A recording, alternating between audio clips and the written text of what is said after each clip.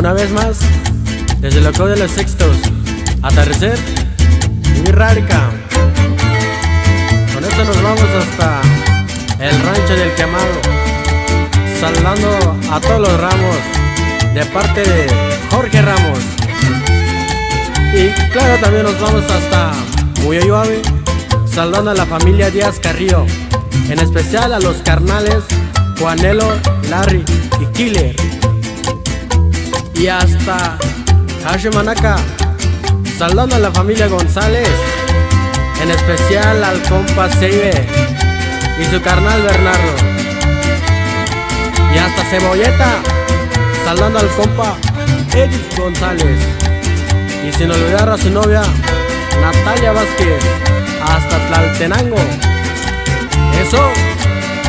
Y nos vamos hasta Soconita, saludando a toda la familia Hernández, y a nuestro carnal Yeye. Y para el carnal Ascensión, claro que sí. Y nos vamos hasta Cayumambe, saludando a la familia González Reza. Así nomás, Arte Cayani. ¿O qué dices, carnal Rapuni? Así es, carnal Peter, que suena ese violín. Va mi saludo para la familia Bautista, en especial para los carnales Misael y Juan.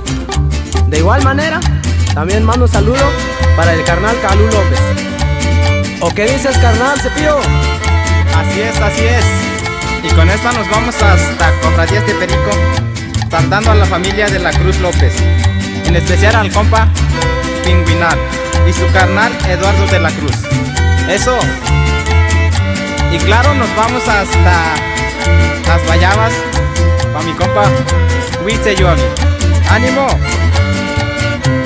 Y hasta Tierra Azul para mi compa Enrique González.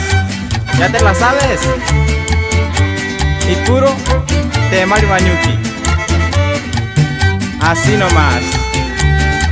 Y hasta Jucupá, saludando para la amiga Yajaira. Eso.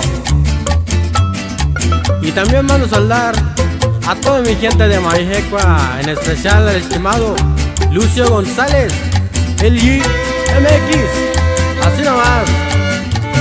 También para el carnal Florentino González Robles y el carnal Edén. Así nomás. Y para el compa Maurilio Torres Reza.